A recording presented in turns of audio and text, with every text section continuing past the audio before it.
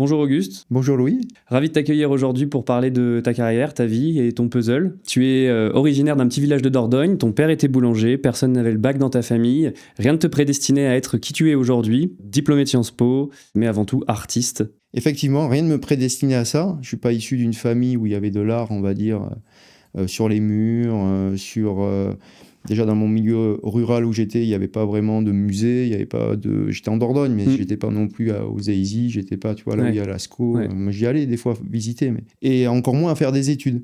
Tu vois, donc mon père, comme tu as dit, était boulanger, personne n'avait eu le bac depuis que ça existe, et je me suis toujours dit, je voulais pas avoir cette vie-là, tu vois, cette vie, alors pas forcément d'être que en Dordogne, tu vois, mais je voulais un peu bouleverser un peu mon destin, et je me suis dit, j'ai pas le choix, il faut que je fasse des études. Mon père m'a énormément poussé à que je fasse des études, et à partir de là, déjà l'histoire commençait à s'écrire comme ça. J'ai fait un lycée en Dordogne classique, j'étais plutôt bon élève, je dessinais pas sur les tables, loin de là, donc là, à ce moment-là, rien ne me prédestinait à faire de l'art. Je me suis inscrit en droit, en histoire, et après, je me suis dit, je vais partir ailleurs, et j'ai fait des études de Sciences Po. Et à partir de là, il fallait prendre une option art. Donc au départ, j'ai pris théâtre, et ça m'a pas plu. Je me suis dit, pourquoi je vais faire théâtre ? Bon, allez, si je suis prof, ça va m'aider. Si je fais une carrière politique, ça va m'aider aussi. Et ça m'a pas plu. J'ai fait 2 cours, ça m'a pas plu. Et j'ai dû changer d'option, sachant que c'était une option avec un coef 1. Et que j'avais des coef 9. Donc je me suis dit, le coef 1, en plus là, il y avait du Shakespeare à apprendre en anglais. J'étais vraiment pas très bon en anglais, donc je me suis dit, c'est impossible que j'ai la moyenne. Et à partir de là, j'ai arrêté. Je suis rentré, j'étais en coloc, et une copine me dit, mais pourquoi tu fais pas peinture ? Il n'y a pas une option de peinture dans ton truc. Et puis je me suis dit, putain, mais oui, je vais faire peinture. Et je lui dis, mais pourquoi peinture ? Elle me dit, comme ça tu fais une œuvre, on va s'en rappeler, on l'appellera l'œuvre unique. Et puis on a déliré là-dessus. J'ai dit, allez, go. Et le jeudi d'après, l'option c'était les jeudis soirs. Le jeudi d'après, je me retrouve en cours de peinture, d'art contemporain, que je ne savais même pas ce que c'était. Et je me retrouve à faire une petite tulipe à peindre qui était dans un petit pot. Tu l'as gardé ? Non, justement. Donc je me retrouve à faire ça. Le prof était vieux. Et je me suis dit, mais je peux pas faire ça. En plus, à la peinture à l'huile, tu vois. La peinture à l'huile, je l'utilise même pas, là. C'est une odeur particulière, c'est une technique particulière. Et en plus, le prof me dit, tu auras un semestre pour faire ça. Je lui dis, un semestre, impossible. Un coup, je le finis, moi. Mais dégueulasse. Mais dégueulasse. Tu vois, parce que ça me plaisait pas. Alors, et puis tout le monde bougeait pas, chacun était sur son petit chevalet. Très sérieux. Alors qu'au théâtre, je rigolais, c'était sympa. Tu vois, il y avait... T'as eu l'expérience du théâtre où c'était un peu plus libre. Déjà, t'avais des dialogues en tant que tel, et en plus, t'avais un dialogue avec les personnes. Tu vois, t'avais une discussion, c'était cool. Tandis que là, tout le monde était dedans. Je dis, c'est pas possible. Donc, je fais mon truc hyper vite. Le prof vient me voir et il me dit, mais qu'est-ce que c'est que cette merde que t'as fait ? Et j'ai dit, comment ça ? Écoute, c'est quoi ça ? T'avais un semestre ? J'ai dit, écoutez, excusez-moi, mais ça me plaisait pas. Donc j'allais partir. Et là, il revient me voir et il me dit, écoute, qu'est-ce que tu voulais faire ? Je lui dis, je sais pas, je voulais faire de l'abstrait. Il me dit, écoute, attends un petit peu. Il y a un autre cours après. Et là, c'était un autre prof, jean, basket, tu vois, là, comme nous, la trentaine à l'époque. Et là, à partir de là, ça m'a plu. Il n'y avait plus aucune contrainte. Oui, c'est ça. Et je me suis mis à faire des tableaux, mais pour m'amuser, tu vois. Donc, j'en faisais après pour m'amuser quand j'étais encore étudiant, dans l'année, tu vois. J'en ai fait pas mal. À Paris ou même à Bordeaux, j'en faisais un petit peu. Que tu gardais, que tu offrais. Je gardais, que je offrais, que je pouvais vendre 50 € à des potes, par-ci par-là, mais j'ai très vite arrêté. Après, j'ai fini mes études, j'ai fait une thèse de droit, d'histoire, histoire du droit, sur la gendarmerie en Dordogne au 19e, tu vois, donc bien loin de l'art. À ce moment-là, je pensais pas être artiste, loin de là. Donc, je suis rentré après à Bordeaux, j'ai arrêté et j'ai repris en 2013-2014, tu vois, parce que mes périodes d'étudiants, c'était jusqu'en 2001-2002, à peu près. Mais c'est vraiment cette période du coup qui t'a donné envie de peindre Sûrement que j'avais cette sensibilité-là en moi, tu vois. Je pouvais pas vraiment m'en rendre compte au collège ou au lycée. Puis déjà, t'as vu les cours d'art plastique au collège, c'est nul. Oui, c'est limité. En France, il y a un problème, tu vois. Qu'est-ce que t'en as à faire de peindre des chimères, des trucs, des chaises, des trucs comme ça ? Non, tu me ferais dessiner à l'époque un Dragon Ball Z ou des trucs intéressants. Mais pareil pour l'art musical, en cours de musique. Est-ce que tu faisais des cours de musique ? Tu faisais de la flûte, non ? C'est toujours c'était un foot de faire de la flûte, quoi, tu vois, la flûte avec, le triangle, tu vois. Donc c'est pas du tout motivant. Donc là, tu penses pas à devenir Picasso au collège, quoi. Je comprends. Donc du coup, j'avais pas les codes de l'art, tu vois. Comme je te disais tout à l'heure, mes parents n'avaient pas. T'avais un peu d'histoire de l'art dans ces cours d'art ou pas ? Ou c'était vraiment que de la création? Non, c'était que de la création. Ouais, okay. Mais par mes études d'histoire, j'avais de l'art. Okay. Tu vois, après ça, mais on va dire jusqu'à 20 ans, je savais pas ce que c'était vraiment l'art. Hein. Je voyais la Joconde, oui, je voyais à peu près ce que c'était. Mais... ça t'intéressait et pas. à partir de là, en faisant de l'histoire, je me suis intéressé à l'histoire, on va dire de France, l'histoire du monde aussi, mais et aussi l'histoire de l'art un peu. Donc là, déjà, j'ai vu des courants. Je me disais, j'aimais aller visiter les musées. Quand j'étais à Paris, j'allais voir des musées. Aussitôt, je me suis pris la carte pour aller au Louvre. T'as ouvert ton esprit à qu'est-ce qui existe, qu'est-ce qui se fait. Exactement. Exactement. Je me suis dit, mais si eux font ça, pourquoi pas moi, tu vois. Et puis après, tu te dis, oh, bah, je vais peut-être le faire. Et puis à un moment donné, je vais me lancer. Et puis là, arrive, tu vois, par hasard, ce cours, et qui comme une révélation. Alors que pourtant, je faisais plein d'autres choses à côté, tu vois. Je faisais beaucoup de sport, tu vois, de muscu, de tennis. Et à partir de là, j'avais déjà des passions, tu vois. Donc là, c'est une passion qui s'est mise en plus. J'ai capté cet élément-là. Et je me suis dit, je vais en faire. Mais au début, vraiment pour m'amuser. Hein. Donc j'ai arrêté, comme je te dis, depuis longtemps. J'ai arrêté une dizaine d'années. Mais je n'avais pas vraiment cette sensibilité-là de l'art. Tu vois. Et après, je me suis dit, en voyant d'autres musées, d'autres mouvements, je vais refaire de l'art. Et ta sensibilité, elle s'est développée avec le temps, du coup, ou alors en consommant des expositions? T'as peut-être un artiste préféré, peut-être il y a quelque chose... Comment t'es allé chercher cette sensibilité? Comment tu l'as développée? En fait, quand j'ai décidé vraiment d'en refaire, on va dire en 2012-2013, vraiment, je me suis dit, si je le fais à fond. Mais comme un bourrin. Comme dans tout ce que tu entreprends. Ah ouais, exactement. Tu vois, j'ai fait 10 ans d'études à fond, j'ai fait 10 ans de prof à fond, et je me suis dit, là, maintenant, je le fais vraiment, mais à fond. C'est ton slogan un peu, défonce tout. Ouais, voilà, tu vois. Vas-y à fond, si tu le fais, fais-le à fond. Tu vois. Et comme je dis souvent aussi, il faut faire attention à ceux qui vont te freiner. Dans tous les domaines. Hein. Il y en a qui vont te dire, mais pourquoi tu fais ça? Tu mets mais ça peut être, tu mets de la peinture partout, voilà. Tu devrais faire comme ça. C'est pas terrible, tu devrais pas faire comme ça. Ouais. Ou pourquoi tu fais ça? Et après, quand tu réussis, mais comment ça se fait que tu as réussi? Ah, c'est facile, vas-y, fais-le. Oui, tout le monde peut le faire. Tu vois, c'est toujours ton entourage aussi qui va te freiner. Alors que toi, justement, tu veux accélérer le truc. Tu te dis, merde, et moi, non, je veux qu'on m'encourage, tu vois. Donc, quand j'ai repris en 2012-2013, je savais pas où exposer, par exemple. Tu te retrouvais déjà un peu, quand même, illégitime dans ce job, on va dire. Donc, j'allais pas aller voir des galeries. Je pouvais pas aller voir de galerie, parce que déjà, je voyais pas trop l'intérêt. Et puis, c'est pas facile de rentrer dans une galerie d'art. Il n'y a pas d'historique derrière toi, donc forcément pour... Exactement, on en reparlera tout à l'heure, mais comment on rentre dans une galerie, c'est pas évident. En tant que déjà artiste, et peut-être encore plus en tant que personne lambda qui ouvre parce qu'il dit ça me plaît, je veux aller voir comment c'est. On en reparlera tout à l'heure si tu veux. Ça, c'est très particulier. Et je me suis dit, je vais les mettre sur Facebook. Et j'en ai mis un aussitôt que je l'avais fini. Et quelques heures après, il est vendu. Tu l'avais mis en vente sur Facebook ou plus en portfolio? Plus en portfolio. Ouais, c'était pour montrer ce que tu faisais. Exactement, parce que quand tu es artiste, tu vois, surtout à l'époque, où c'est que tu allais les montrer? Tu n'allais pas les mettre au bord de la rue, tu n'allais pas dans la galerie d'art, tu n'allais pas les montrer à tes potes parce que tu sais jamais ce qu'ils vont dire. Mes parents, ça leur passe au-dessus, ils ne savaient même pas que je dessinais, tu vois, je faisais des tableaux. Donc comment tu veux faire pour avoir un jugement neutre, on va dire? Oui, c'est ça. Parce que quand c'est tes parents, tout de suite, c'est l'un ou l'autre. C'est excellent, mon fils, ou alors qu'est-ce que tu nous fais là? Qu'est-ce que tu fais? S'ils sont en désaccord. Fais autre chose. Donc là, tu te dis, je les mets sur Facebook. Et là, le soir même, on te demande combien je le veux. Tu vois, donc tu vends 50 € ou 100 €. Tu vois. Et c'est parti comme ça. Et à partir de là, après, j'ai changé de style, on va dire 1 an après, parce que là, je faisais de l'abstrait. Je faisais l'abstrait que je faisais déjà quand j'étais étudiant. Dans ton deuxième cours, deuxième semestre. Voilà, tu vois. Là, je faisais de l'abstrait, et ça plaisait. Mais ça permet pas vraiment de raconter une histoire, tu vois. Ça te permet de... Exprimer un sentiment peut-être. Voilà, un sentiment, un geste, une révolte, ou j'en sais rien. Moi, tu vois, tu fais le truc un peu... Donc, ça me permet pas de raconter une histoire. En plus, par mon background d'études et tout, je voulais raconter une histoire. Mais entre-temps, je fais un voyage aux États-Unis, et là, je vois du pop art. Ah putain, mais c'est ça, c'est canon, ça mélange, tu vois, les marques, des icônes, très colorées, et ça te permet de raconter une histoire. Et je me suis dit, mais c'est ce que je vais faire du pop art.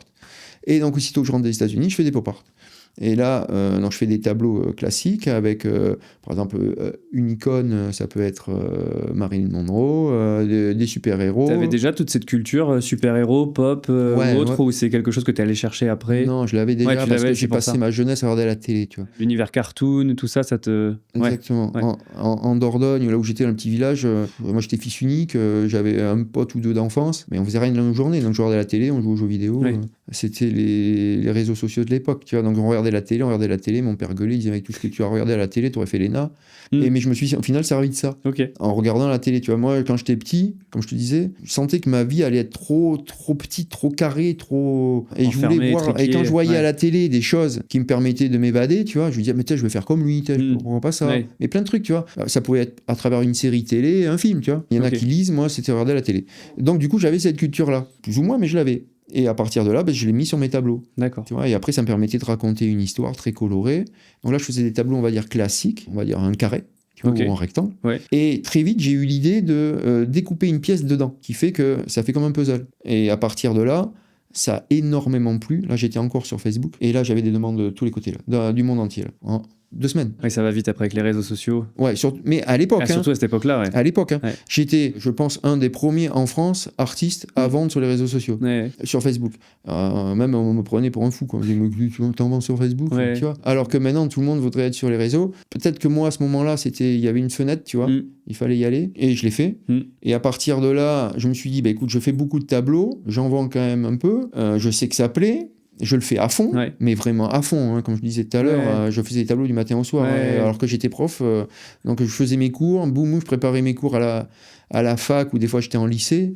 Enfin, j'ai fait tous les niveaux en plus. Et dès que c'était fini, dès que c'était fini, je faisais ça comme un bourrin. Après, je les mettais vite. J'étais pressé de les mettre sur Facebook pour voir les retours et tout. Après, le lendemain matin, boum, j'allais à la poste poster les colis. T'avais déjà des commandes ou c'était, quelqu'un t'en demandait, il y avait de la demande, ou c'est plutôt tu les postais? Je les postais. Je faisais pas d'œuvres personnalisées comme je peux faire actuellement. Et on se parlait que par message. C'était nouveau, tu vois. C'était local, c'était national, c'était national, et puis après international, quoi. À des prix corrects. Même des fois, je perdais, parce que comme j'y connaissais que dalle, je perdais des fois plus d'argent sur les frais de port que le tableau. À l'envoi, tu vois, des fois. Quelques mois après, je me suis dit, écoute, là, maintenant, je vais aller voir une grosse galerie. Enfin, une belle galerie. À Bordeaux, non. Alors, j'ai rien contre les galeries bordelaises, mais à l'époque, je voyais pas. Et en plus, ou rien ne te correspondait, en tout cas. Non, rien ne me correspondait, et puis il y en avait moins que maintenant. Et quand tu ouvrais la porte, tu avais l'impression de les faire chier. Ouais, c'est ça. Et puis, c'est aussi le feeling que tu as avec la personne qui s'occupe de la galerie. Exactement. Il y a le cas où tu te dis, mais déjà, est-ce qu'il me prend pas pour un blaireau, tu vois? Oui, tu sais pas comment ça va être perçu. Oui. Surtout à l'époque, tu disais, oui, mais j'en vends 15 sur Facebook. C'est quoi Facebook, tu vois, mais il faut revenir. Là, on est en 2013, Facebook venait de sortir, Instagram aussi, j'en ai vraiment. Tu vois, complètement. Donc, tu passais pour un extraterrestre. Et puis moi, j'avais aucun code, je savais pas combien la galerie prenait en pourcentage, le fonctionnement d'une galerie. Une galerie, tout simplement. Qu'est-ce vraiment une galerie d'art? Il y a galerie et galerie. Donc, je me suis dit, je vais regarder sur Internet et je vais essayer de repérer une galerie à l'étranger. Et j'en trouve une à New York qui me correspondait parfaitement. Belle galerie. Parce qu'il y avait cet univers pop art, peut-être, ou... Qui avait cet univers-là. Ils avaient déjà connaissance, ils avaient les codes, ils avaient... Exactement. Et ils proposaient des artistes que moi j'avais vu leur création en vrai quand j'étais allé aux États-Unis. Je me suis dit, je vais tenter carrément cette galerie-là. Si je suis là, c'est bon. J'ai voulu brûler les étapes. Tu vois, c'est comme si tu étais, je sais pas moi, un joueur de foot, et au lieu de jouer en national, tu vas taper à Monaco au PSG. Et j'ai fait ça. J'envoie un message en anglais, le directeur de la galerie, enfin un propriétaire. Et je lui dis, voilà, je suis français. Alors déjà, ils aiment bien les artistes français. Je suis français, nanana, je fais des œuvres. Est-ce que vous êtes intéressé? Je suis certain que vous allez en vendre. Ça cible parfaitement votre clientèle. Il me répond de suite. Parce qu'à l'époque, c'était assez facile de contacter des personnes. Il y a moins le filtre du community manager. Exactement. Tu vois, c'était beaucoup plus simple. Moi, comme ça, j'ai eu des stars comme ça. À Arthur, je lui ai parlé comme ça. Enfin, des célébrités, tu vois, j'en ai eu plein. J'avais même eu Johnny Hallyday. Et à partir de là, il me dit, oui, je suis intéressé. Mais et là, j'avais pas les notions de combien prend la galerie. En plus, une galerie américaine et tout, les frais. Et je lui dis, je t'en envoie 3. Et tu prends 100% de la commission. Vous pouvez pas refuser. Elle pouvait pas refuser. Rien à perdre. Moi, j'avais pas grand-chose à perdre, à part un envoi et 3 tableaux. Mais combien j'aurais payé pour faire de la com pour aller aux États-Unis? Bien plus. Et il me dit à l'américaine, OK, let's go. Et je lui dis en plus, je viens. Et je viens à New York. Donc ils ont adoré. Tu vois, il dit, putain, le français, il se déplace et tout. Et j'arrive même à lui imposer quand. Je lui dis, je viendrai en août. fin août, début septembre, parce que c'est l'US Open de tennis. Je suis fan de tennis, je vais en profiter pour retourner à l'US Open. On fera ça au même moment. Je fais venir un pote d'enfance, ma femme ne pouvait pas venir, donc un ami d'enfance de Dordogne, il vient avec moi, qui n'était pas du tout dans l'art. On arrive, mes tableaux étaient arrivés par UPS, je crois. J'ai déballé à la galerie.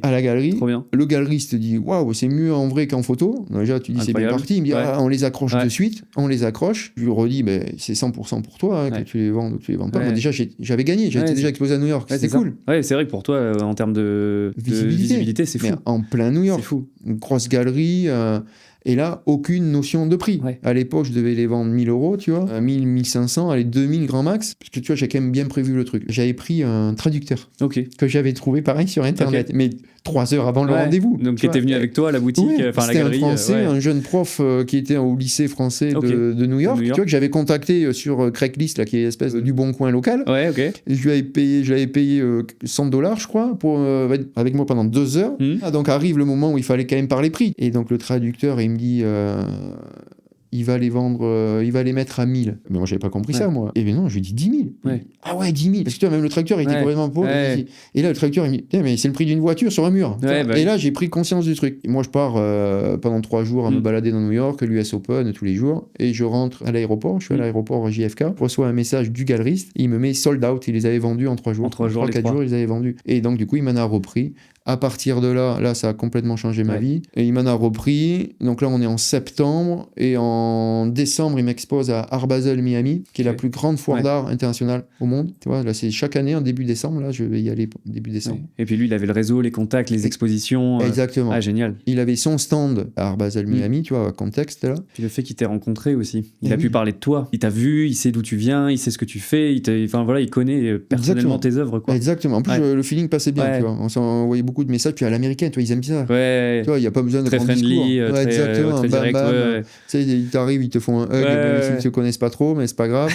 Il y a toujours une soirée VIP avant l'ouverture de la foire. Et il me dit, viens, passe ce soir au stand, puisqu'il va y avoir Leonardo DiCaprio, c'est un de nos collectionneurs. Tout à l'heure, j'ai dit client en galerie, tu vois. Donc là, je reprends mes anciens termes quand je connaissais rien dans l'art. Quelqu'un qui achète une œuvre d'art en galerie, on appelle ça un collectionneur. C'est pas vraiment un client. Et donc, il me dit, voilà, c'est un gros collectionneur de la galerie. Chaque année, il nous prend des œuvres. Et toi, c'est quand même ça parle très américain. Il y a des grandes chances qu'ils t'en prennent. En plus, j'en avais fait avec Michael Jordan, des icônes bien américaines, John Wayne et tout ça. Donc, tu t'exposes l'été, et 3 mois plus tard, Miami. Et là, DiCaprio est venu ce soir-là, effectivement, mais avec du retard. Donc, j'ai hésité à y aller, puis je me suis dit, tant pis, s'il vient pas. Puis au final, il est venu. Il m'en a pris 4. Et à partir de là, ça m'a fait de la pub aussi, tu vois. Donc en fait, à partir de ce que j'ai donné, tu vois combien j'aurais payé dans les médias américains pour avoir cette pub-là. Ou rien que pour lui présenter. Rien que pour lui présenter, c'est inaccessible. Non. Et depuis maintenant, je suis en contact avec lui, on se connaît très bien, je fais beaucoup de choses avec lui dans les fondations. Et à partir de là, j'ai eu la légitimité aux États-Unis, donc j'ai recontacté des galeries, parce que là, pareil, tu vois, j'ai pas d'agent. Enfin, j'avais pas d'agent, j'en ai toujours pas, parce que j'en voyais pas l'utilité. Parce que moi, j'aime autant les faire, tu vois, que de les vendre. Donc je me suis dit... Tu gères tout. Voilà, je gère tout. Et comme ça, il n'y a pas d'intermédiaire, il n'y a pas d'erreur possible, tu vois. Il n'y a pas de non-dit, il n'y a pas de quiproquo. C'est un privilège aussi de pouvoir... je t'achète ton œuvre, je peux discuter avec toi. Exactement. Et les galeries, j'ai remarqué, ils préfèrent gérer directement avec l'artiste que d'aller avec l'intermédiaire agent. Parce que beaucoup, après pareil, il y a agent et agent. Donc du coup, pas d'agent, je contacte mes galeries, je suis dans une belle à New York qui est connue aux États-Unis, donc du coup, après, c'est beaucoup plus facile. Comme tu dis, c'est comme si tu joues au PSG et qu'après, tu dis, est-ce que vous pouvez me prêter le stade de Bordeaux pour aller taper des ballons. À partir de là, je fais mes contacts en galerie. Je me retrouve en galerie à Las Vegas, à Los Angeles, un peu partout aux États-Unis, alors que j'en étais toujours pas une seule en France. Ouais, c'est ce que j'allais dire. Du coup, tu étais connu aux États-Unis, mais alors en France, pour l'instant, tu n'exposais pas en fait. Rien du tout. Donc, toute une année aux États-Unis et en vente par Internet. Des grosses quantités par Internet. Je suis à Art Basel l'année d'après. Et là, une galerie française m'appelle. C'est Galerie Bartou à l'époque. Et ils me disent, voilà, je suis Robert Bartou, je suis intéressé par vos œuvres et tout, j'en ai vu et tout. Il me dit, par contre, je suis à Miami, on pourra se voir quand je reviens. Mais je dis, je suis à Miami. Vous étiez au même endroit. Et donc, du coup, boum, je me suis mis chez Bartou, Galerie Bartou, qui sont des très belles galeries. Et après, je me suis retrouvé dans d'autres grosses galeries, Bel Art Fine Art, où je suis actuellement, qui me distribue en France. Ils ont plusieurs galeries en Europe, une vingtaine de galeries. Et après, j'ai démarché d'autres galeries et j'ai jamais signé de contrat d'exclusivité. tu vois. Donc, tu as ta liberté, tu peux te mettre J'ai vraiment ma liberté. où tu veux. Je peux aller où Avec je qui tu veux, veux. je peux Ouais. sortir mes œuvres Ouais. quand je veux. Ouais. Je me déplace voir les galeries. Ça, ils aiment beaucoup, tu vois. Mm. Donc, c'est vrai que je bouge beaucoup maintenant. C'est aussi l'avantage de tout gérer. Tu as plus de travail parce que tu as toute Ouais. cette partie vente, gestion ou autre, mais par contre, du coup, tu es libre de vraiment dans tes choix. Sauf qu'au début, tu vois, on va dire, pendant presque 10 ans, tu es dans un tourbillon, tu vois. Donc, tu produis beaucoup, Ouais. mais vraiment beaucoup. Parce qu'après, très vite, j'étais dans 35 galeries. Tu comptes 5 tableaux par galerie en permanence. Ouais, c'est ça. Tu vois le nombre qu'il faut. Donc, tu produis 30, 40 T'arrêtes tableaux jamais. par mois, ce qui est énorme. T'enseignais plus à cette époque-là, si Si, en plus. Encore. Okay. Et là, il fallait tout gérer. J'étais sur un flow pas possible. J'étais moins bien structuré que maintenant, tu vois, que ça soit administratif. Donc, j'ai fait des conneries que je paye encore maintenant. Enfin, que j'ai payé pendant longtemps. Parce que tu fais des bêtises, tu vois. Tu gères plus trop, tu vois, les expéditions, le truc. T'es submergé. Et puis moi, ce qui me faisait vraiment kiffer, c'était de faire des tableaux. Oui. Pas la société, pas la gestion de tout ça. Moi, c'était... voilà, je vendais des tableaux, tu vois. C'était comme un jeu vidéo. Tu vois, je dis souvent, c'est comme si c'était un jeu vidéo, tu sais, tu montes les niveaux. T'es tellement pris dans ce que tu fais aussi, tu t'arrêtes plus. Je ne regardais plus l'argent qui rentrait sur mon compte. J'étais incapable de dire... Pour moi, c'était devenu complètement dénaturé. Parce qu'en France, il faut que ça soit structuré, je suppose, pour pouvoir vendre ces tableaux. Je l'étais, mais pas assez, tu vois. Alors que maintenant, je suis plus un entrepreneur... qu'un artiste. Il y a une partie entrepreneuriale. Un artiste, par exemple, c'est comme si tu étais un entrepreneur de start-up. Tu prends un risque quand tu crées une start-up. Tu sais pas si elle va fonctionner. Tu vois, c'est un peu le même esprit, parce que tu te dis, c'est une idée nouvelle que personne a fait, que tu mises toi dessus, sans écouter les autres, comme je te disais tout à l'heure. Et qui plaît. Pour lequel tu crois. Et qui, quand même, tu peux te faire gagner de l'argent. Bien sûr. Et du coup, tu peux faire plein d'activités et pas y arriver. Enfin, faire plusieurs startups, et puis il n'y en aura qu'une qui marche. Alors, quand tu es artiste, eh ben, tu as ton style, et puis si ça plaît pas, c'est mort. C'est parce que c'est une partie de toi. Exactement. Donc, du coup, j'ai créé ça comme une entreprise, tu vois. À partir de là, tu te structures et tu produis aussi à côté. Donc, maintenant, par exemple, j'ai une DAF, tu vois, qui s'occupe que de partie finance. Moi, je ne regarde plus les chiffres. Niveau gestion, expédition, tout ça aussi. Quelqu'un le gère pour toi. Voilà. Et moi, je gère avec les galeries, qui est déjà pas mal, tu vois. Pour reprendre, on va dire, un langage de start-up qui est à la mode en ce moment. Les galeries d'art, ils investissent un peu sur toi. C'est un peu des VC, tu vois, qui vont investir. Il va prendre sa commission au final. Il prend sa commission, parce qu'une galerie, attention, ça prend 50%, 60% de la commission. Ils peuvent acheter les œuvres en amont, et après, eux, la revendent au prix galerie, tu vois, au prix du cours de ton œuvre. Sinon, c'est en dépôt. C'est en dépôt. Donc là, quand c'est en dépôt, généralement, c'est 50-50. Mais elles peuvent être en dépôt pendant des années si ça marche pas. Tu vois, et les récupérer, c'est un peu compliqué. Sur certaines galeries, surtout quand c'est à l'autre bout du monde, tu vois. Donc là-dessus, il faut aussi trouver les bonnes galeries, les bons partenaires, pas signer de contrat d'exclusivité. Enfin, moi, j'en ai pas signé. 50%, c'est énorme. 50%. Enfin, même aujourd'hui, dans n'importe quelle start-up, un produit que tu vends, on te prend 50% dessus à la vente, c'est énorme. Ouais, 50%. De ton travail. Tu vois, là, le galeriste, il prend la moitié de ça. Là. Mais tu vois un peu le schéma.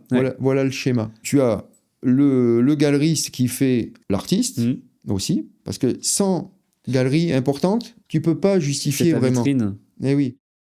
Tu vois, là, en ce moment, il y en a plein qui veulent être qui sont artistes. À travers les réseaux. À travers les réseaux et tout, mais être reconnu par une grosse galerie, c'est galère et t'es pas sûr d'y arriver, t'es loin d'y arriver. Tu vas avoir une galerie, déjà, faut que ton art soit adapté à cette galerie-là.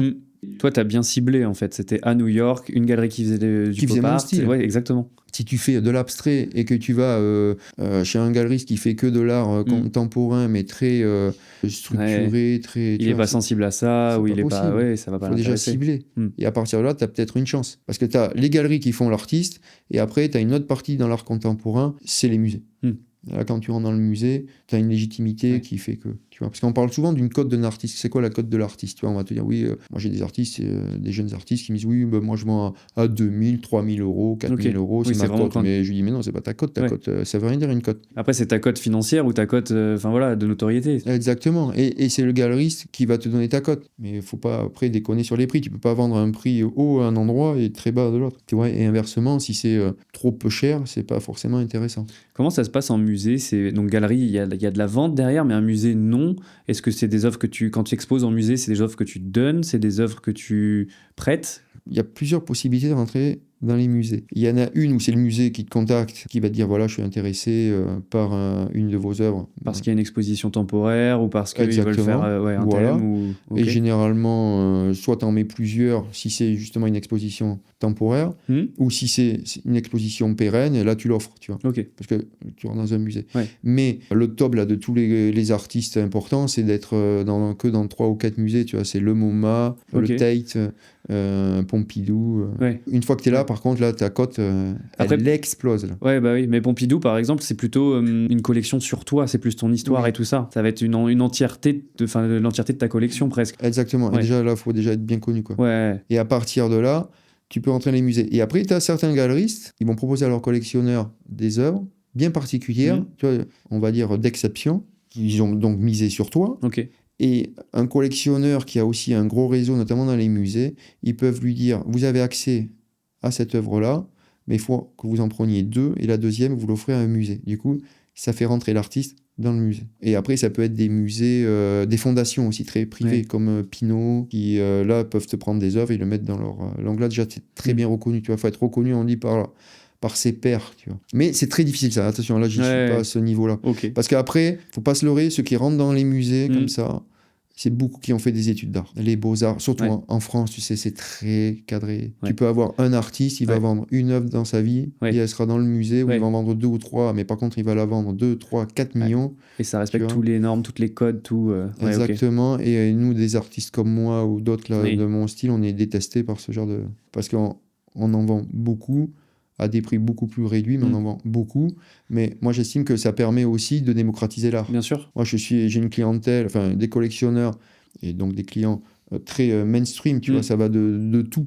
Ça peut être des jeunes comme toi, ça peut être un milliardaire, ça peut être, tu vois, c'est très cosmopolite en plus, et c'est très diversifié. Donc, du coup, tu rencontres plein de gens différents. Mais vraiment, c'est un truc de fou. Tu vois, pareil, pour en revenir à ma jeunesse, c'est un monde que je connaissais absolument pas. Tu vois, moi, je pensais que réussir sa vie, c'était d'avoir un boulot nickel, tu vois, faire des études, ma maison, ma belle voiture, ma femme, le chien, les gamins et tout. Et puis là, tu dis, waouh, j'ai réussi ma vie. Et là, quand tu voyais déjà, quand j'étais étudiant, notamment à Paris, que j'ai rencontré un autre monde, je me suis dit, mais waouh, c'est possible. Toi, t'es en Dordogne, t'es à la campagne, là, t'arrives à Paris, en pleine capitale, pleine ville. Mais oui, j'avais des potes qui ils disaient, quand ils allaient chez les gens, s'il n'y avait pas de bibliothèque, c'est que c'était des gens pas intéressants. Donc tu vois, imagine la culture qu'ils avaient, ou qu'ils croyaient avoir. Ouais, c'est ça, c'est pas la même mentalité, c'est pas les mêmes codes. Donc quand je voyais ça, des dorures partout, des trucs hyper beaux et tout, j'ai dit, waouh, ça existe ça.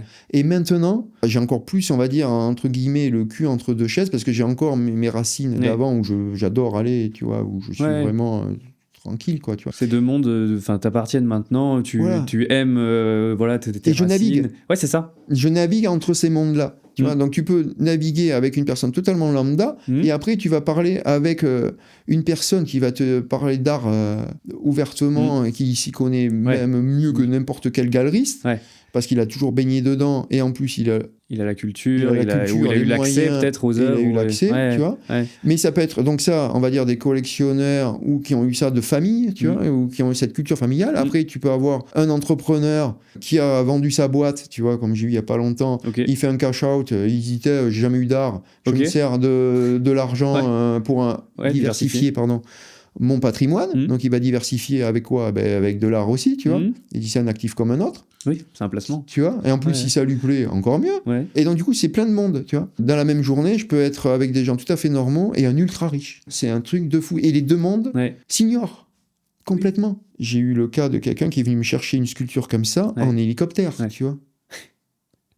Truc de fou. Les deux mondes peuvent complètement s'ignorer. Tu peux le matin te faire une note au resto de $15 et le soir même t'es invité par un milliardaire et il a payé l'addition et tu regardes, il y a marqué 320 000.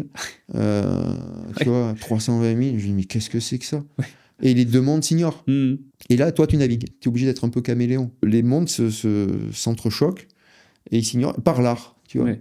Et c'est aussi intéressant de voir le regard qu'ont les personnes sur l'artiste. Il m'est arrivé d'aller voir des gros chefs d'entreprise, français, même internationaux, qui sont connus pour être très fermes avec leurs employés et tout, Et dans la seconde, quand il me voit arriver dans le bureau, la secrétaire pour me présenter, elle tremble, tu Ouais. vois. Et le gars, avec moi, est hyper cool. Hyper friendly. Exactement, Ouais. tu vois. Donc c'est cette image d'artiste, tu vois, qu'il y a toujours eu à l'époque des rois, quand François Ier faisait venir les artistes, tu vois. C'est un monde particulier.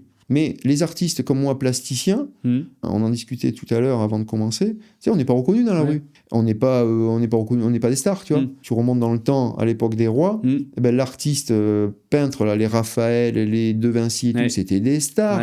Vivants en plus. Là, en France, tu deviens plus célèbre quand après tu meurs, mort, quand t'es là, tu vois. Donc du coup, c'est un monde vraiment différent. Alors, que je ne pensais pas connaître. Hein. Bah oui, là, du coup, tu rencontres tout le monde, beaucoup de monde. Eh oui, parce que tu vas te dire, ok, je suis en galerie d'art. Dans la galerie d'art, tu vas rencontrer des personnes. Tu vas avoir des personnes qui vont te contacter pour parler d'art, pour faire des interviews, pour faire des projets. L'année dernière, coup de fil, on essaye de m'appeler de plusieurs fois, tu vois. On me laisse des messages, je réponds pas souvent à mon téléphone. En plus, je suis plutôt SMS. Et là, quelqu'un qui m'envoie plein d'appels en absence, tu vois. Le 24 décembre de l'année d'avant, je réponds. Le 24, je sais pas pourquoi, tu vois, j'ai pas répondu le 18, j'ai pas répondu le 15, je réponds le 24, tu vois, le 24 à 17h. Et la personne me dit, écoute, on a un projet, on va faire une cérémonie sur l'humour qui va récompenser les meilleurs humoristes français. On a pensé à toi parce qu'on en a un à notre board de l'association qui a des œuvres de toi. Et en plus, ton nom colle. Je lui dis, comment ça, mon nom colle? Il me dit, ben oui, regarde, on va appeler ça les Augustes de l'humour. Comme César, l'artiste, avait prêté son nom pour les Césars du cinéma. Je lui dis, mais carrément. Go. Tu vas présenter les Auguste. Parler d'aucun chiffre là. Mais je dis allez go, j'y vais. Okay. Et il dit en plus donc tu feras le trophée. Et je lui dis ben ok. Et il me dit ben écoute je te rappelle demain, le jour de Noël. Le jour de Noël. Et moi j'aime ça, tu vois, parce que là tu te dis tiens les gars ils en veulent. Le jour de Noël ils t'appellent. Moi je dis ok, je m'en fous. Tu vois je suis capable de sortir de table pour parler de ça.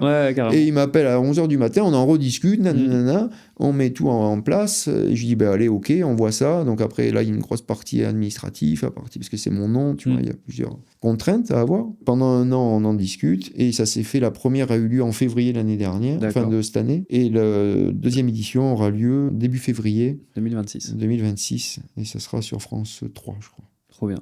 Donc tu vois, il faut saisir les opportunités, tu vois. C'est ce que je dis souvent aux jeunes, aux moins jeunes, tu vois, il faut saisir l'opportunité et si tu la laisses passer, tu peux perdre, tu te prives de quelque chose.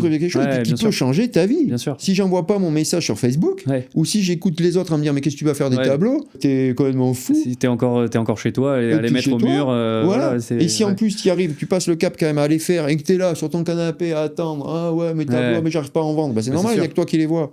Il faut se bouger. Et les jeunes, les moins jeunes et tout, il y en a qui, je leur dis, mais allez-y à fond, faites votre truc. Si vous faites pas à fond, vous allez avoir des regrets. La vie est un puzzle. Et la vie est un puzzle, tu vois. Justement, tu vois, c'est mon slogan, Life is puzzle, tu vois. La vie est un puzzle.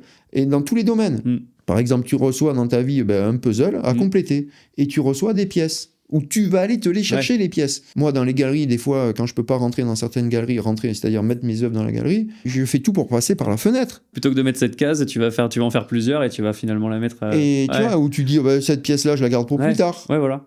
Tu vois, et pareil quand je fais des tableaux, tu vois, hier j'ai fait un tableau sur une toile que j'avais gardée depuis 10 ans. Mais je l'ai vu, c'est avec la voiture. Exactement. Je l'ai vu. Mais ça relance un peu mon style que je faisais avant, un peu abstrait, que je mélange avec mes œuvres de maintenant, avec mes nouvelles formes. J'ai vu avec de la texture, du relief. Mais ça, c'est ce que je faisais un peu avant. Donc là, je vais relancer une collection, justement, qui va être moitié abstraite, moitié un peu pop art. Mais ça, c'est une toile que j'aurais pu jeter 20 fois, qui était vierge, que je n'avais pas l'utilité, qui était au fond de l'atelier depuis plus de 10 ans. Cette pièce de puzzle-là, tu vois, elle était là. Elle était là. J'ai mis le tableau sur mes réseaux sociaux, je l'ai vendu le soir même. Ah ouais. Et parce que c'est un nouveau style. Donc c'est un truc de dingue. Mais il faut saisir l'occasion. Si t'es là à attendre, non, c'est mort. Tu vois, par exemple, là, si j'avais peur de changer de style ou dire, ah bah tiens, je l'ai fait en bleu, j'ai mis la voiture dessus, tu vois, j'ai fait l'œuvre. Et si je me pose les questions. Non, tu le fais déjà pour toi. Tu vois, je dis à mon assistante, Oriane, ok, vas-y, on le fait. Hein, on monte la vidéo, on l'a montée en une soirée. Et en 1 heure. Et à 18h, elle me l'envoie, je la balance. Tu vois, et à 20h15, je l'ai vendue. Et là, du coup, pour les Augustes, c'est pareil, ça t'ouvre une nouvelle porte, c'est un nouveau défi personnel, remettre des Augustes d'or. Exact. Voilà, ils sont en or, ils sont en feuille d'or, tu vois. Donc j'ai trouvé on va dire une sculpture. Donc je l'ai pas là, c'est pas du tout comme celle-ci. Elle est toute en feuille d'or. Donc il y en a une douzaine. Tu les produis du coup? C'est toi qui les... Ouais, c'est moi qui les fais tout. Ouais, Tu ok. vois, là, je vais m'y attaquer. Là. Ok. Et donc là, à partir de là, il va falloir envoyer. Ouais. Parce que là, c'est tout doré à la feuille d'or. Hein. Et chacun gagnant part avec sa sculpture. Donc ça, c'est des nouveaux défis. En plus, c'est de l'humour. Moi, au départ, j'étais pas très humoriste, tu vois. Donc ça fait plus d'un an et demi que je vais voir pas mal de spectacles d'humoristes. Alors qu'avant, moi, j'étais très Louis de Funès, tu vois. Ouais, ok. Je fais cet humour-là. Ouais. Donc avant, pas trop. Donc là, je vois des artistes émergents, des reconnus, tu vois, du Gad Elmaleh. La dernière fois, avec Danny Boone, parce que c'était à Lille. Donc j'ai rencontré Danny Boone. C'est des univers que je connaissais pas. Même si j'avais déjà des collectionneurs humoristes qui m'avaient pris des œuvres déjà avant, mais je les avais pas forcément côtoyés, tu vois. Donc ça, c'est aussi un sacré défi. Ouais. Il faut saisir les opportunités, parce que si je la saisis pas, si je lui dis, bah attends, on va voir un peu. Nanana, ok. Attends, faut jouer avec l'avocat. C'est fini. Comment on peut faire ça? Ils ont pris quelqu'un d'autre. Mais on verra après. Ouais, voilà. Et là, en plus, quand j'ai dit oui, j'avais aucune idée de ce que ça de la forme que j'allais faire. D'accord. Ça, je voulais faire quelque chose d'inédit. Ouais. Ils m'ont fait confiance et juste avant, c'était fini. Tu vois. Même le travail avec de la feuille d'or, c'est encore une nouveauté. Je n'avais jamais fait. Du coup, je me suis testé sur des petites pièces. Et à partir de là, mais très rapidement, parce que là, il ne faut pas non plus que... Comme tu disais, je le fais à fond. Ouais. Donc là, comme un bourrin, je regardais des tutos, des trucs. Je téléphonais à des gens qui ont utilisé la feuille d'or. Ils me disaient, voilà, tu prends ça, tu prends ci. Et puis, tu fais des tests. Et puis, c'est ça. Et très vite, tu dis, ah ouais, c'est pas mal. Alors, au début, tu mettais beaucoup de temps, puis après, tu mets un peu moins de temps. Après, tu changes un peu ta technique, après, tu fais ta propre technique, tu vois. Là, j'ai pas retouché de la feuille d'or depuis l'année dernière, parce que généralement, je l'ai fait entre novembre et fin décembre, pour qu'elle soit prête pour début janvier, pour début février après. Donc là, j'attaque, je pense que j'attaque demain. La prochaine fois, tu me verras, j'aurai des paillettes partout d'or. Partout. Parce que ça vole partout. Ouais. Donc, il faut vraiment essayer de trouver ce qui te fait envie, pourquoi tu le fais, pourquoi tu le ferais, pourquoi tu le ferais pas d'ailleurs, et surtout pas écouter les autres. Quoi. Et la vie est un puzzle parce que tu reçois tes pièces de puzzle et on y va. Ouais. Alors dans l'art, encore plus, tu vois, Life is Puzzle, ça peut être aussi Art is Puzzle. Par exemple, pour réussir dans l'art, comme je te disais tout à l'heure, tu as les grosses galeries qui ont déjà des gros artistes. Ouais. Je suis le contre-exemple, tu vois, je veux pas non plus que tous ceux qui nous écoutent, qui font des tableaux, croient qu'ils vont arriver, il y a peu d'élus, c'est hyper dur, et en plus c'est plus dur maintenant avec tous les réseaux sociaux qu'il y a, les galeries s'ils regardent pas, aller toquer à New York, c'est impossible, tu vois. C'est déjà blindé, tout le monde, où tous les jours ils viennent toquer pour... ils reçoivent des centaines de demandes. Moi à l'époque, ils en recevaient une peut-être par jour, maintenant c'est des centaines par jour. L'accès aussi aujourd'hui, à l'époque, toi tu as envoyé un mail, tu t'es déplacé, mais voilà, tout le monde se déplace pas à New York pour aller voir la galerie, mais par contre, envoyer des mails aujourd'hui ou partager un réseau, tu vois, lui, dans les galeries, il doit recevoir des tonnes. Là, les grosses galeries où je suis, c'est des tonnes et des tonnes de books, et des fois des beaux books et tout, mais ils peuvent pas tout décrocher pour d'autres artistes, tu vois. Par exemple, tu es un jeune artiste émergent. C'est hyper chaud de rentrer dans le puzzle, dans le puzzle de l'art, tu vois. Déjà, tu as ton puzzle de ta vie et tu as le puzzle de l'art. C'est comme si tu commençais ton puzzle, mais il est déjà presque tout rempli. Les grosses galeries ont déjà fait tous les côtés.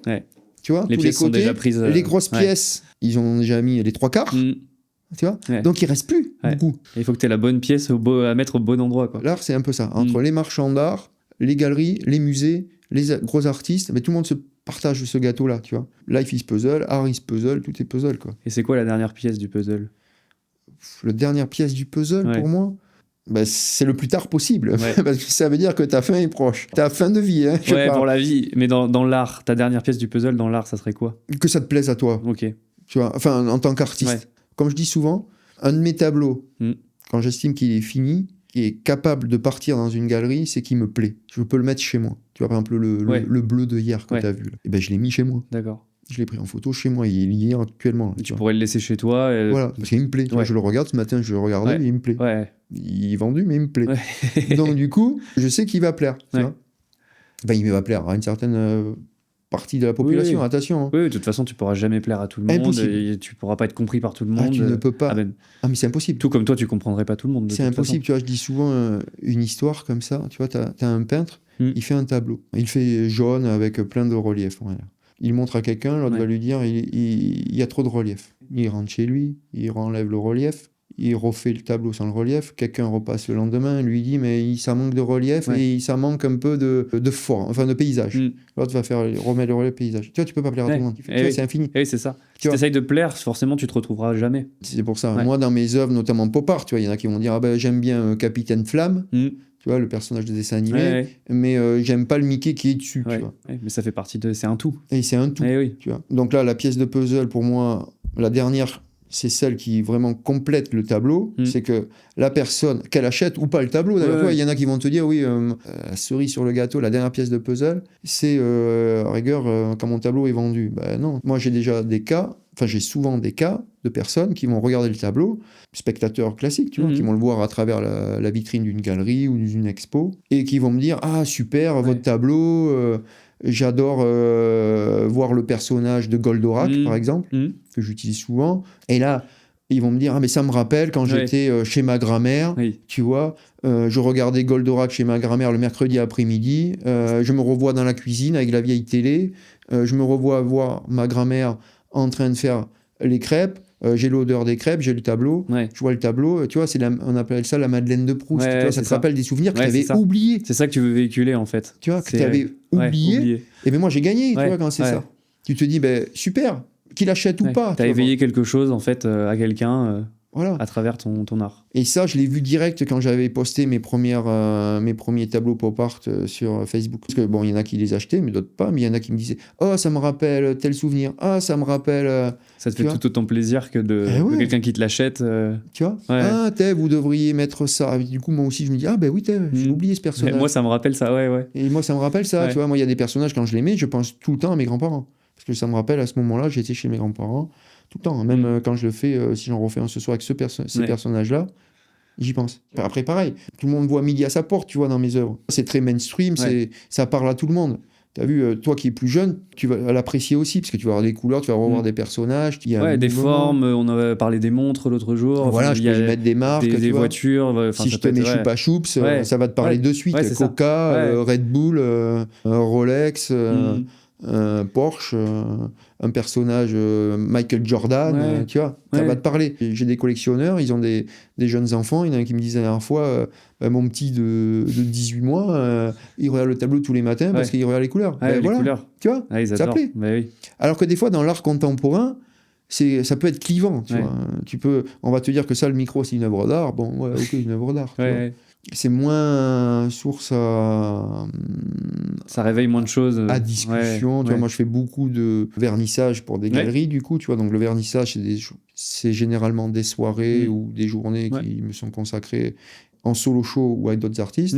Et là, c'est un moyen de rencontrer des collectionneurs, des galeries. Donc, du coup, là, il y a une discussion. Donc, ils te disent, ah, ben, ça, tu vois, comme je disais tout à l'heure, ils vont revoir leur personnage, ou il y en a d'autres qui vont être complètement opaques vis-à-vis de ça, ils vont pas forcément aimer, ils vont te le dire. Ou il y en a souvent qui te disent aussi, qu'est-ce que vous avez voulu dire par ça, en mettant ce personnage-là, ou cet univers-là. Alors, il y en a des fois, je le fais vraiment avec une idée bien précise, mais franchement, la plupart du temps, c'est au feeling, quoi. Je peux pas l'expliquer. Et ça peut être une envie, ça peut être aussi que ça, visuellement, c'est plaisant, ou ça t'éveille quelque chose. Exactement.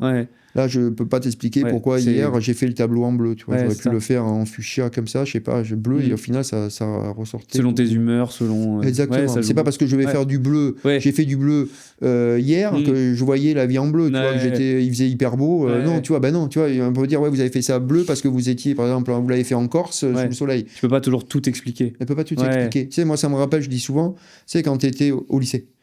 En première, tu avais cours de français là, pour le bac. Tu avais le prof qui te disait on va étudier Baudelaire ou Rimbaud. Voilà. Rimbaud a voulu dire ça dans ma bohème. Nanana. Il a écrit en alexandrin, et là il pensait à je sais pas quoi, à son grand-père, à sa grand-mère. Mais moi je me disais, déjà à l'époque, tu vois, j'avais sûrement un peu cet esprit critique artistique peut-être. Mais qu'est-ce qu'il en sait, lui ? C'est ça, c'est l'extrapolation qu'on en a faite. Il a peut-être pas du tout pensé ça. Peut-être que ça l'arrangeait de faire un alexandrin. T'as beaucoup d'artistes aussi dans la musique qui parlent de ça, qui disent est-ce que je suis un génie ou est-ce que j'ai pas fait exprès, tu vois. Et il y en a beaucoup qui considèrent des gens comme des génies, alors que lui, il a rien demandé, il a fait son truc, il est content, il a fait sa musique. Exactement. Et ça a plu. Et si ça te plaît à toi-même, c'est déjà pas mal. Et après, quand même, il y a aussi une notion de timing aussi. Tu vois, moi, mon art, il plaît parce que c'est le bon moment, Ouais. hein, c'est la Il y a période. un côté un où, peu tendance. tu vois, moi, je touche des gens de mon âge, tu vois, qui sont nés dans les années 70, Ouais. 80, un peu 90, et Qui peuvent qui. avoir accès à ça aussi, À même ça, financièrement. Du coup, tu as une aussi, maison, tu peux effectivement, et ça l'habiller. rappelle les souvenirs, les icônes, Ouais. tu vois, Michael Jordan, avoir des Ouais. choses sur Jordan. Ouais. Nous, à l'époque, quand tu avais mon âge, tu recevais quelqu'un, il faisait déjà 60 ans, quoi. Ouais. On m'avait dit une fois, tu vois, un des fondateurs de Guess, la marque de fringues, là, et qui me dit, je peux faire la plus belle doudoune. La plus belle doudoune à la mode, les boursouflures, nickel, parce que c'est à la mode, elle est Ouais. jaune, voilà, Ouais. ça plaît, c'est la Ouais. mode actuellement. C'est la couleur. C'est la couleur, c'est ouais. le modèle. Ouais. Le marketing, tout est nickel. En France, on va en vendre plein. Sauf que si l'hiver est pas froid, Oui. ben t'en vends moins. Tu peux rien faire. Tu vois. Ouais. Et donc, du coup, t'as un super produit, Ouais. t'es sûr d'en vendre. Ouais. Eh ben non. Ouais. Le marché est prêt, mais la météo, non. Et la météo, non. Ouais. Et ça, dans l'art, c'est plein de cycles comme ça, notamment avec des crises, tu vois. Ça, l'art, c'est typique de ça.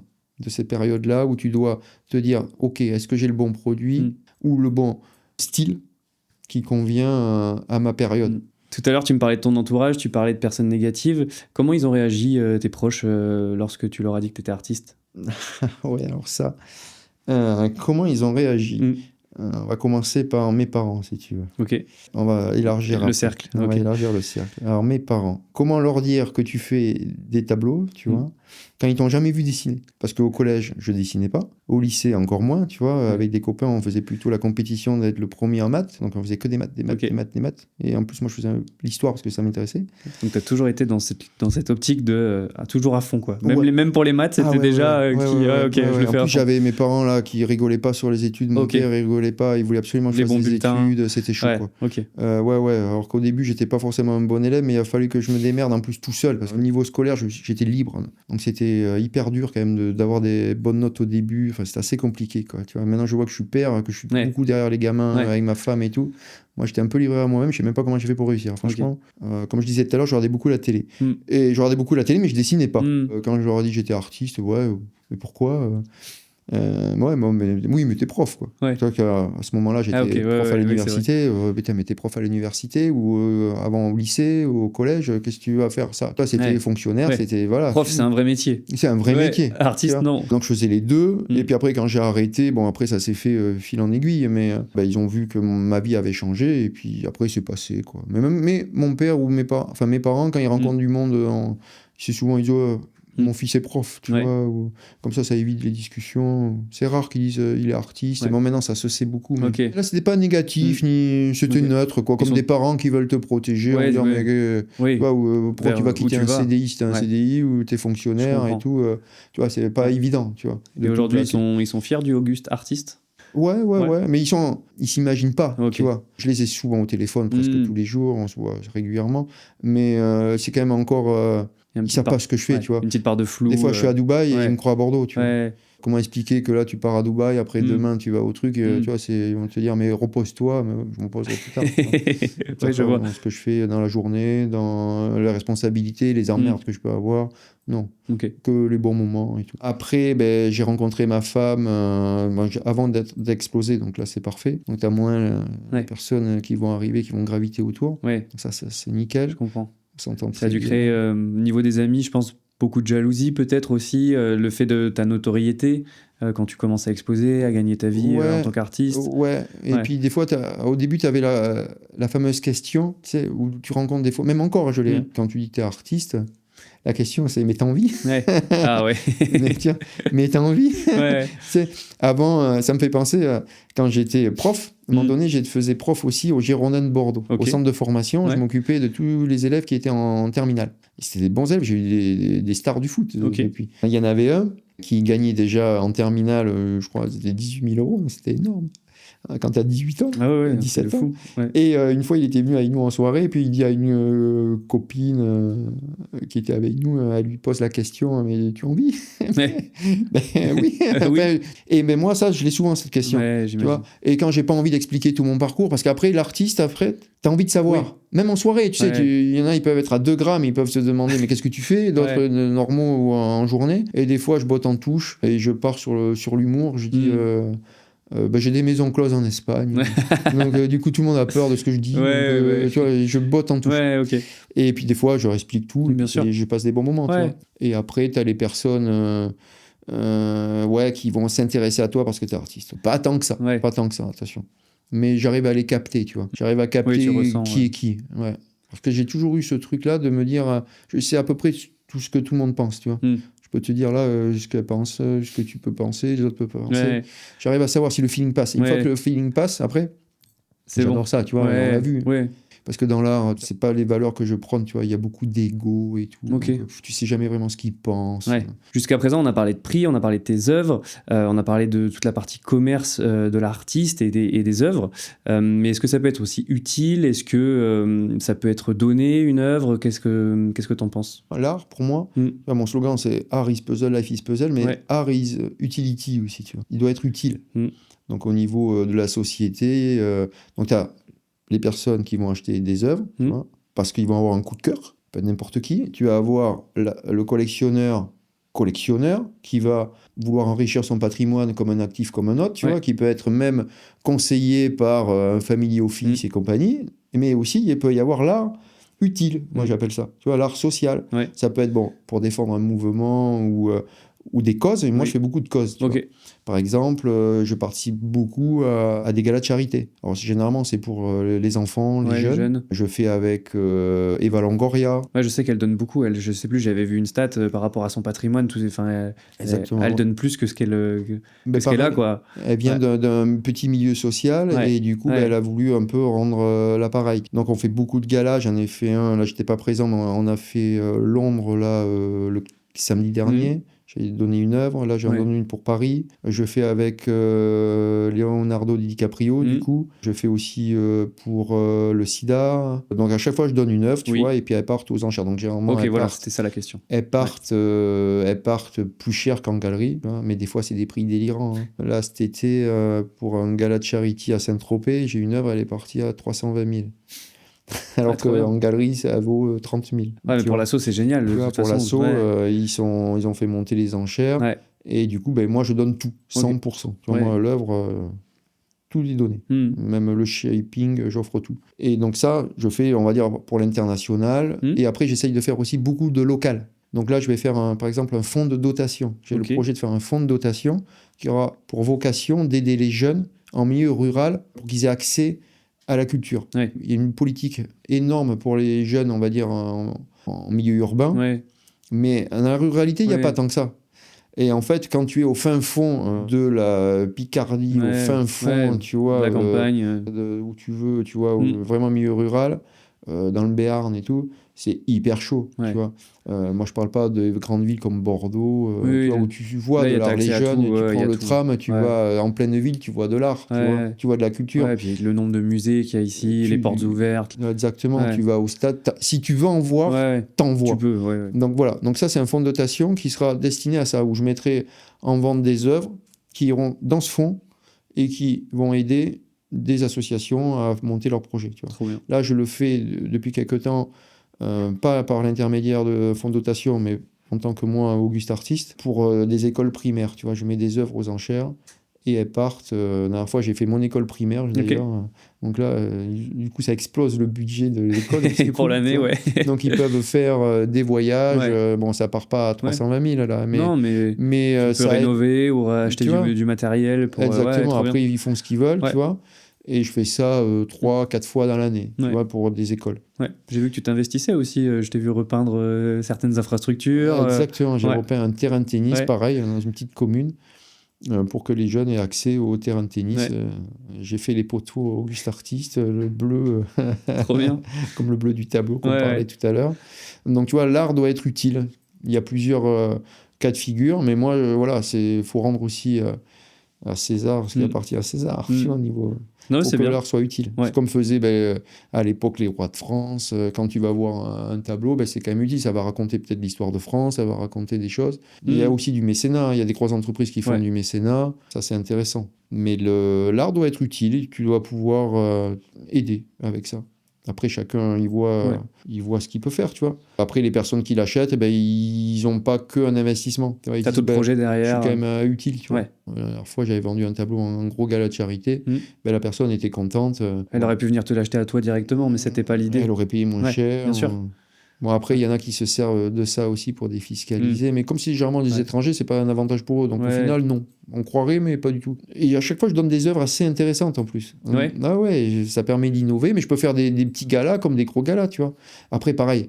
Là, j'ai beaucoup de demandes du coup maintenant. Mm. Donc là, ben, je peux pas dire Oui, tu peux oui pas à tout tout le monde, faire. tu vois. C'est Ouais. pas possible. J'ai des demandes maintenant, j'en ai presque tous les jours. Non. Et je veux pas apparaître non plus celui qui dit non à tout, tu vois. Mm. Mais je suis obligé parce que je peux pas en faire 15 dans l'année, sinon ben, j'ai plus de tableau. Ou alors tu repars dans ce tourbillon de création de tableaux dans 35 galeries, plus les galas de charité, et tu t'arrêtes vois, plus. tu peux plus. Ouais. Et puis après, Faut que ça reste un plaisir, faut que ta créativité elle puisse être exactement. Il y en a qui vont me stimulée. contacter, ils vont me dire voilà, est-ce que tu peux donner une œuvre et tout, mais bon, des fois ils n'ont pas de notion du prix, tu vois, de l'œuvre. Donc c'est compliqué, tu Ouais. vois, par rapport au gala ou aux choses qu'ils vont produire. Mais j'en donne bien une bonne dizaine dans l'année. Ouais. Je sais que tu crées des œuvres, je sais que tu donnes des œuvres, mais il y a aussi des commandes. Est-ce que sur ces commandes, tu es en totale liberté ou est-ce qu'il y a des choses qui te sont imposées? Si moi, demain, je veux te commander une œuvre et que je te dis, je voudrais que tu me la fasses comme ça, sur tel support ou autre, est-ce que c'est quelque chose que tu fais ou pas du tout? J'ai souvent le cas, par exemple, tu vois, une galerie va me contacter. Ok, Auguste, on a un collectionneur qui serait intéressé par ce tableau-là, mais il voudrait plutôt une œuvre orientée par rapport à ses goûts, tu vois. Ok. Enfin, ses goûts, ses souvenirs, justement. Tu Ah vois. oui. La fameuse Madeleine de Ouais. Proust, il lui manque un personnage ou il manque. Ok. Donc, moi, je dis oui, si ça reste dans mon style. Parce que j'ai eu des cas, des demandes Ouais. de zinzin. On veut du Auguste, mais pas du Auguste en fait. Non, mais du zinzin. Ouais. Genre, je veux la tête du chat sur le tableau et genre, pas petit. Tout. Personnage principal, le chat. Ouais. Ou mon mari, tu vois. Et après, un an après, tu dis la dame, ah ben non, ce con, je l'ai largué depuis longtemps, je veux plus le tableau. Donc ça, je fais pas du tout ça. Faut que ça reste dans mon style. Tu Ouais, vois. ok. Si on me dit, je préfère Steve McQueen Ouais. que James Bond, après Ouais. je préfère telle marque parce que je suis porschiste, je veux le logo Porsche Ouais. à la place du logo Ok. Ferrari, ça je Tu vais peux le faire. adapter. Ou l'univers, tu vois, là j'en ai fait un récemment très italien, Ok. que j'avais jamais vraiment fait comme ça, hein, avec un thème Naples, Ok. et j'ai adoré le faire. Ouais. Tu vois. Ouais, ça te permet aussi du coup d'aller chercher des idées et de te réinventer sur Je fais d'autres. mes recherches et à Ouais. partir de là, je leur demande 2-3 personnages pour que je sois assez libre. Hein. Oui, c'est ça. Oui, donc t'as 2-3 pas. personnages, 3-4 personnages secondaires, on va dire, 2-3 marques, et après je peux rajouter ce que je veux, tu vois. Par exemple, je mets souvent la panthère rose, je la mets, tu vois. Si j'ai envie de la mettre, je la mets, ou un autre personnage. Mais Oui, tu vois, voilà. j'ai souvent des demandes de personnalisation. Et après, ça peut être aussi de taille, dans les sculptures. Alors, dans les sculptures, c'est plus compliqué, parce que faire une sculpture, c'est pas évident, parce qu'il faut tuer le master, il faut faire le master, le moule et tout. Je fais peu. Je l'ai fait une fois, parce que quelqu'un voulait un gland en or. Ok. Un gland. Ouais. Tout en or, en feuille d'or. Ouais. L'année dernière. Tiens. Donc ça, c'était énorme parce que il m'avait dit, j'ai travaillé toute ma vie avec des glands, donc je vais mettre un gland en or. Ouais. Donc ça, toi, c'était... Et j'ai dit, mais l'idée est géniale, je le fais. Tu vois, alors que ça sortait vraiment pas de mon univers cartoon. Ouais, donc tu marches aussi au projet, à voir, enfin, voilà, faut pas que tu sois trop bridé, que tu aies tes libertés, que tu aies tes envies. Et après, je m'adapte aussi au pays où je suis exposé. Je vais faire des tableaux beaucoup plus américains avec des connotations beaucoup plus américaines. 66, les choses. Pour les États-Unis, tu vois. Je vais pas leur mettre des personnages qu'ils connaissent pas forcément, tu vois. En Asie, tu mets du Goldorak et tout, ils adorent. Mais tu mets aux États-Unis, ils connaissent moins. Tu vois. Pareil en Arabie Saoudite, ces choses comme ça, tu changes un peu. Mais du coup, ça, moi j'aime bien. Il y a des artistes qui le feraient pas. Hein. Ils resteraient sur leur style et ils balanceraient leur style. Point barre, ça marche pas. Moi, on va me dire oui, tu fais ça parce que tu veux les vendre et tout, absolument. Je dis non, en plus, ça me plaît. Ouais, voilà. Je fais des recherches. Oui, t'aurais dit non, si ça te plaisait pas, tu vas pas aller dans ce style où tu peux refuser la commande. Exactement. Tu vois, là, j'ai une demande pour une galerie à Singapour. Ben là, je vais chercher des thèmes pour faire Singapour. Tu vois. Je fais des recherches, je regarde ça. Telle icône pourrait être bien, pas bien. Hop, j'adore faire ça. Tu vois. Ce que l'abstrait me permettait pas de faire. L'abstrait ne pouvait pas me le permettre. Et là, maintenant que je veux faire un peu les deux, je suis quand même un peu plus souple sur tout ce qui est création artistique. Mais après, les demandes, j'en ai souvent. Pas des quantités énormes parce que les galeristes savent très bien que ça me prend du temps, tu vois. Mais là, par exemple, tu vois, j'ai peut-être un projet là actuellement, c'est de peindre, faire du pop art sur un Rafale, un avion de chasse, tu vois. Incroyable. Entier, tu vois. Donc là, on a le projet, j'espère que ça va se faire. Sur une bouteille de vin géante, j'ai vu que Ouais. tu l'avais faite aussi. Ouais, j'ai fait des bouteilles de vin géantes de 3,50 m, 2,50 m. Ah ouais, ça j'ai adoré. Ouais, tu peux vraiment peindre du coup sur tout support. Tout support. Ouais. Tout support. Mais il faut que ça reste dans mon style. Parce qu'il y en a, ils vont te dire, oui, le fais pas, c'est pas ton univers. Ben si, c'est mon univers. Bah, ton univers, de toute façon, il t'appartient. Voilà. Donc si tu décides que ça fait partie de ton univers et que tu as envie de le faire, exactement. Et que ça colle, exactement. Et après, le Rafale, ça serait incroyable. Ouais, le Rafale, ça serait énorme. Je croise les doigts. Ouais. Merci Auguste pour cette interview. On te retrouve donc au mois de février pour la cérémonie des Augustes. Est-ce que tu veux partager un mot de fin ? D'abord, merci de m'avoir invité. Effectivement, on me retrouvera Auguste à Lille le 2 février. Et tu vois, tu parles de fin. Ouais. Et moi, je voudrais dire à tous ceux qui nous écoutent qu'il faut avoir faim, F-A-I-M. Ouais. Il faut croire en ses rêves. Moi, quand j'étais gamin, personne n'aurait prédestiné que j'allais faire des hautes études. Je l'ai fait. Rien n'aurait prédestiné non plus que je fasse artiste dans un milieu très concurrentiel et un microcosme. Je l'ai fait. Donc, il faut croire en soi, rêver grand, pas forcément écouter les autres, foncer, le faire à fond. Et à partir de là, tout est possible. Chacun a un talent en lui. À lui de le trouver, de le travailler, tu vois. Parce qu'on dit souvent, c'est le travail qui fait le talent. Ben pour moi, c'est plutôt l'inverse. C'est le talent qui va te donner à avoir l'envie de travailler. Quand tu fais quelque chose que tu kiffes, c'est beaucoup plus facile. Du coup, ta vie sera beaucoup plus simple, puisque tu vas faire quelque chose qui te plaît. Tu vas te lever le matin sans te dire « Ah, j'ai ça à faire. » Tu seras content d'aller travailler. Exactement. Mais... Et toute ta vie, même ta vie familiale, sera beaucoup plus épanouie. Donc, pour ceux qui nous écoutent, faites à fond. Trouvez un rêve. Il n'y a que vous qui pourrez rêver pour vous. C'est pas le voisin qui va rêver pour toi. Et allez-y à fond, à 200% comme j'ai pu faire. Et puis attention, je suis peut-être un contre-exemple. J'ai réussi dans l'art, mais vous, il y a plein d'autres domaines. Moi, quand j'étais gamin, j'aurais rêvé être joueur de tennis, par exemple, comme on disait tout à l'heure. Mais tu pouvais me faire des coups droits pendant 8 heures dès l'âge de 5 ans. J'aurais jamais été Rafael Nadal, tu vois. Ouais, je comprends. Donc chacun a un talent. Ça peut être un talent dans les études, un talent oratoire, un talent... dans le reconnaissance par rapport aux autres, un talent artistique, footballistique, enfin dans le sport. Mais il faut le faire à fond et puis trouver sa voie. Okay. Voilà. Merci Auguste. Merci Louis.